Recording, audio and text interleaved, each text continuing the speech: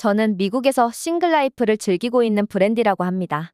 최근에 저희 가장 친한 친구 로라가 한국으로 이주를 가버렸어요. 로라는 오래전부터 한국 문화에 관심이 깊었고 한국에 대한 사랑을 내비치는 친구였는데요. 그냥 단순히 다른 나라에 관심을 가지고 있는 수많은 사람들 중 한 명인 줄 알았지만 정말로 이렇게 한국 사람을 만나서 결혼을 하면서 한국에 가게 될 줄은 몰랐어요. 저에게는 다소 충격적인 일이었죠. 우선 가장 친한 친구이기도 했고 한국인과의 결혼도 고민하는 모습을 옆에서 지켜보기는 했지만 결혼 후 미국에 정착하는 삶을 살 줄 알았는데 한국으로 떠나버리는 결정을 해버렸기 때문이에요. 로라가 만나던 한국인 남자, 아니, 이제는 로라의 남편이라고 표현해야겠군요. 로라의 남편인 지호 씨는 여기 미국에서도 괜찮은 직업을 가지고 있었어요. 유학생 자격으로 미국에 와서 대학교를 마치고 회계사 자격증을 취득해서 그 자격증을 가지고 자신의 일자리를 찾은 상태였거든요. 제가 알기로도 꽤 괜찮은 급여를 받으며 다니던 중이었죠. 오히려 지호 씨가 미국에 남아 있었다면 로라를 통해서 시민권을 바로 받았을 수도 있을 것이고 미국에서 전문직 커리어를 이어나갈 수 있었던 상황이 분명하기는 했거든요. 하지만 지호 씨는 자신의 경력을 살려 한국으로 이직한 후 로라와 함께 떠나버렸습니다. 예전부터 로라는 한국에 대해서 관심이 많이 있어서 한국이 어떤 나라인지 잘 알았을 것이고 이미 한국에도 여러 차례 여행도 다녀왔을 만큼 한국에 대해서 익숙하겠지만 저는 한국에 대해서는 잘 아는 것이 없었어요. TV를 통해서 가끔씩 전해 듣는 이야기나 뉴스 기사를 통해서 알게 되는 그런 사실들만 알 뿐이지 한국의 생활 방식, 한국의 문화 같은 것들은 전혀 알지 못했기 때문에 갑작스러운 로라의 한국행은 저에게 상당한 충격이었습니다. 로라가 미국에서 결혼식을 올리고 한국으로 떠나버리고 나니 저는 절친한 친구 한 명을 잃은 듯한 기분이었어요. 로라가 한국으로 떠나는 걸 반대하지 않았냐고요? 솔직한 마음으로는 반대하고 싶은 마음이 아주 굴뚝 같았지만 친구의 인생이고 친구가 결정하는 것에 혼란을 주고 싶지 않았어요. 친구라는 존재는 물론 가까운 존재이지만 가족과는 또 다르고 제가 로라의 인생을 책임져 줄 수 있는 지위에 있는 것도 아니니 로라가 자신의 남편과 함께 어떤 결정을 하던지 저는 반대할 수 있는 입장은 아니었다고 생각했으니까요.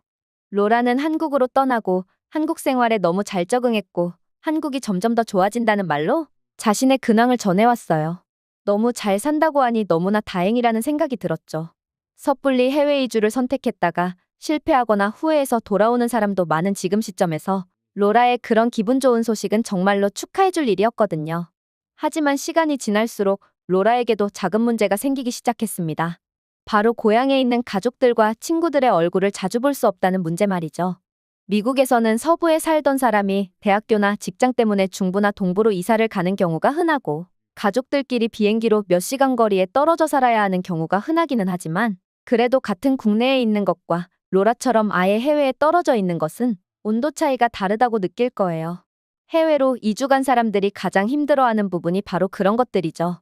나는 완전히 다른 문화, 다른 생활권에 살고 있는데 한번 고향에 가려면 시간도 내야 하고 비싼 비행기 값도 지불해야 하는 그런 문제들 말이죠. 때문에 로라는 한국으로 가고 나서 1년 동안 가족들과 전화통화만 할 뿐 직접 만날 수는 없던 상황이었으니까요. 로라가 외로움을 토로할 때 저도 마찬가지로 외로운 마음이 들고 있을 때였어요. 로라 말고도 다른 친구들이 있기는 하지만 다른 친구들에게는 속마음까지 털어놓을 수 있는 상황은 아니었거든요. 그냥 같이 웃고 떠들고 시시콜콜한 이야기나 하면서 진지한 이야기가 나오면 그런 심심한 이야기는 하지 말자고 하는 친구들밖에 없었어요. 가끔은 그게 인생의 활력소이고 스트레스를 날려버릴 수 있는 좋은 관계일지도 모르지만 어떨 때는 진지한 고민을 나누고 상처받은 일이 있으면 그것을 같이 나눌 친구도 필요하잖아요. 저에게 로라는 그런 존재였으니까요.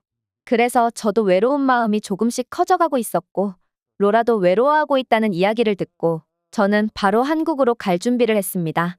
저도 길게는 못 가는 입장이었기 때문에 3주간의 일정을 비워서 그 정도만 한국에 체류하다가 돌아올 생각으로 한국으로 가게 되었습니다.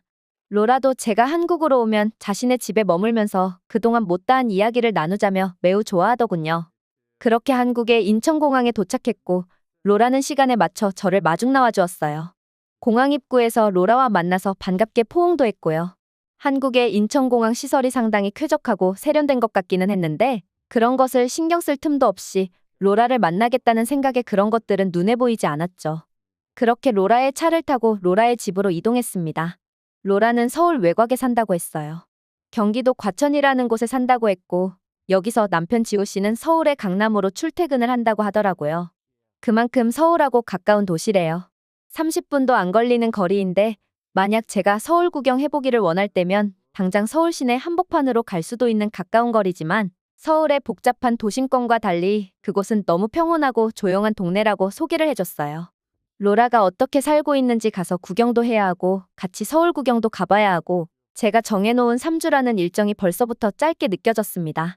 게다가 로라의 차를 타고 한국에서 가장 긴 다리를 건넜는데요.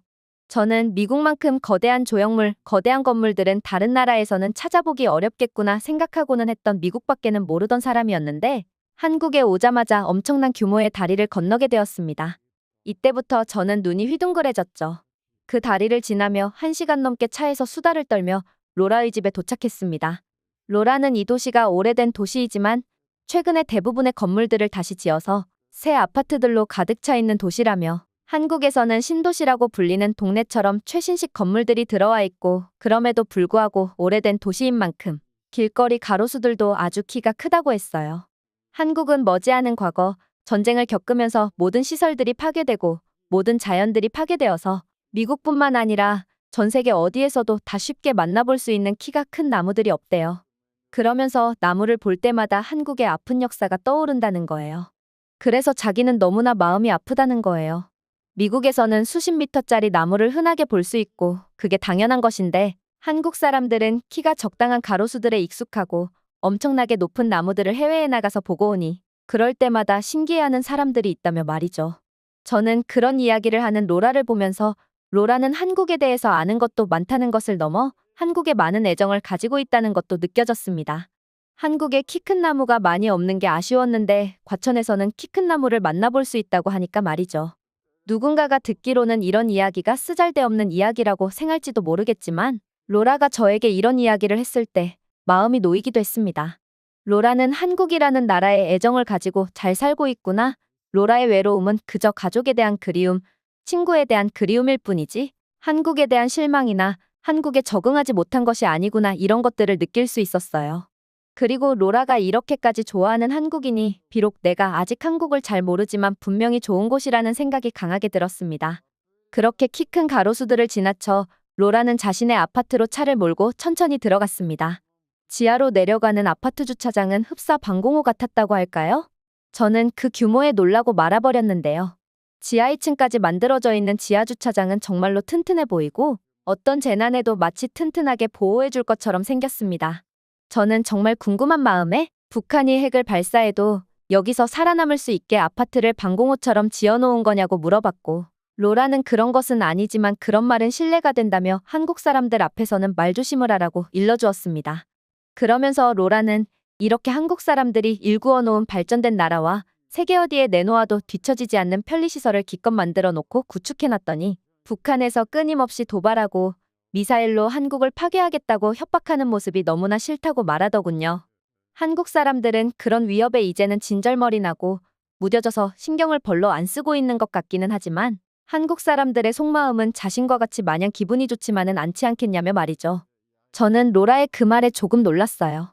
로라가 한국에 애정이 있다고 느끼기는 했지만 그 애정의 크기가 생각보다 크다는 것을 알았기 때문이죠. 저는 로라에게 너 한국 사람 다 됐네 정말 대단해라고 말했고 로라는 한국에 살다 보면 한국을 어떻게 사랑하지 않을 수 있냐며 너도 여기 지내는 동안 한국이 얼마나 매력적이고 앞으로도 지켜지고 오랜 기간 보존되었으면 하는 마음이 들 거라며 말이죠. 과거 2차 세계대전 때 오사카에 핵폭탄 투하 계획이 있었지만 미국 장군이 신혼여행지로 오사카에 다녀왔기 때문에 그렇게 아름다운 곳을 날려버릴 수 없다는 생각으로 오사카에 폭탄을 투하하는 것을 반대해서 오사카가 살아남았듯 나에게는 한국이 그런 곳이라며 말이죠.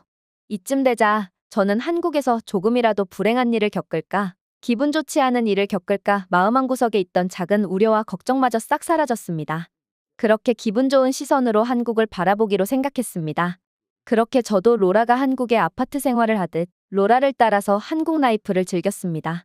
이 아파트는 완공된 지 몇 년 되지 않은 아파트라고 했고 아파트 단지 내 조경도 매우 잘 꾸며져 있었고 그 중간중간에 앉아서 쉴 수 있는 테이블들도 있었어요. 억만장자 부자들이 모여 사는 고급 동네 같은 분위기가 풍겼습니다. 미국에서는 웬만한 돈벌이 가지고 이런 좋은 시설을 누리면서 살기 힘든데 오히려 한국에서는 중산층 정도만 이루어내면 미국의 중산층보다 더 쾌적한 라이프 스타일을 누릴 수 있는 것으로 보였습니다. 왜냐하면 훌륭한 조경과 단지 내 시설 말고도 그 아파트에는 커뮤니티 시설이라는 것이 따로 존재했습니다. 고층에 위치해 있는 그곳에 방문해서 저렴한 가격이지만 높은 품질의 커피도 한잔하는 시간도 가질 수 있었고, 건물 1층에 있는 입주민을 위한 헬스장에 가서 운동도 해보는 시간을 가졌고요. 게다가 그 시설 안에는 실내 골프장, 사우나, 독서실 같은 것들이 운영되고 있었습니다.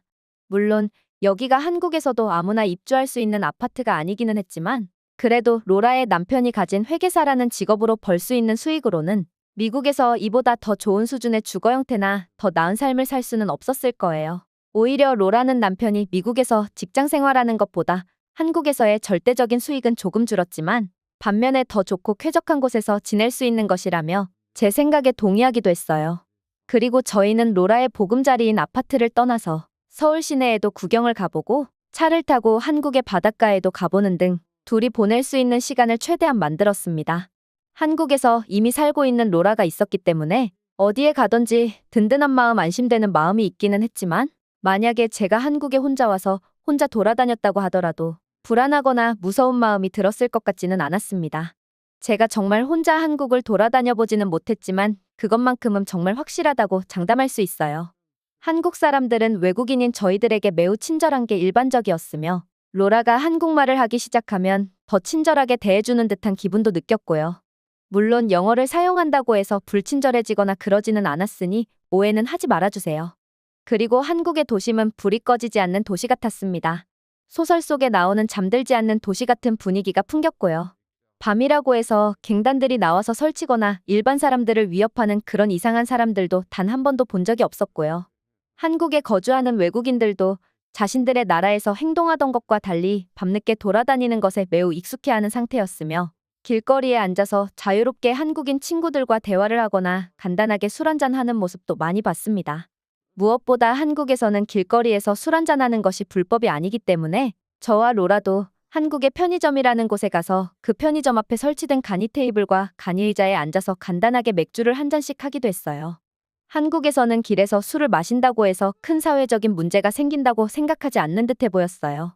그리고 실제로 많은 한국인들은 길에서 술을 마신다고 해서 더 큰 범죄가 발생하거나 누군가에게 해가 된다고 생각하지 않아 보였습니다. 제가 느낀 것도 마찬가지로 술을 마시고 나쁜 짓을 할 사람들은 이미 정해져 있는데 그것을 길에서 할 수 있냐 할 수 없냐로 의미를 두는 것이 합리적인 것이 아니라고 생각하기도 하고요. 늦은 시간 한국의 번화가를 걷다 보면 술을 마시고 거리를 걷고 있는 사람들을 많이 볼 수 있지만 그들은 술에 취했다고 해서 자신의 인성을 내려놓는다던가 다른 사람에게 이유 없이 시비를 거는 듯한 모습도 찾아볼 수 없었습니다. 갈 수 있는 골목과 갈 수 없는 골목이 정해져 있는 미국과 다르게 한국은 아무런 제약도 없어 보이기도 했고요. 여러모로 안전한 사회이고 내 신체에 대한 위협을 느끼면서 살아야 하는 사회는 절대적으로 아니었어요. 미국 기준으로 나도 길거리에 잠시 앉아서 맥주 한잔 했으니 위험인물이기는 하지만 한국에서는 그렇지 않죠. 그냥 시원한 밤 공기를 즐기는 평범한 사람에 불과했을 뿐입니다. 진정한 자유로움을 느끼기도 했다고 말씀드리고 싶어요. 그리고 저는 재미있는 생각을 해봤는데요. 한국 사람들은 세계에서 가장 바쁘게 움직이는 사람들이라고 알려져 있잖아요. 매일같이 쉼없이 움직이고 바쁘게 살아야 하고 치열한 경쟁 속에서 살아야 하는 듯한 모습이 있기는 했지만 그래도 그 안에서 이렇게 여유를 찾을 수 있는 공간도 있고 시간도 있었다는 생각이 들었습니다. 내가 마음대로 행동해도 괜찮은 이 분위기가 그 공간이죠. 그렇게 잠시 짧은 휴식을 가지고 다시 바쁘게 사회생활을 하는 듯한 한국 사람들의 모습이 아닐까 상상해봤습니다.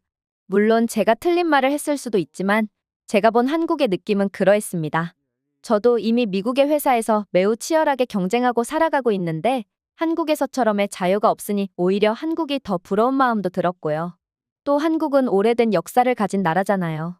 때문에 옛 문화에 대한 존중이 있었다고 느꼈습니다. 한국의 전통시장에 가보면 현대적인 마트와는 완전히 다른 모습을 보여주는데요. 미국에서는 이벤트성으로 열리는 길거리 시장이 한국에서는 매일같이 운영되고 있었어요.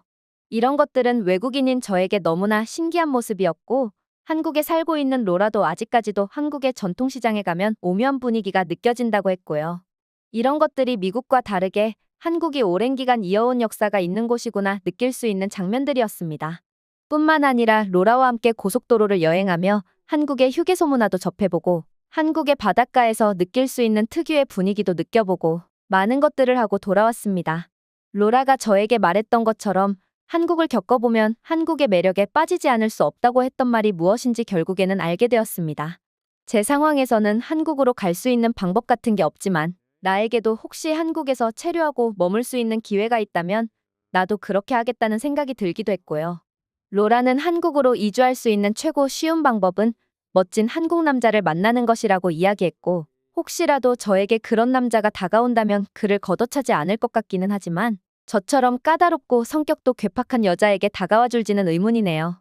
저는 한국에서 3주 동안 로라와 함께 서로의 외로움을 달래주었고 저는 멋진 한국에서의 경험을 가지고 돌아왔습니다.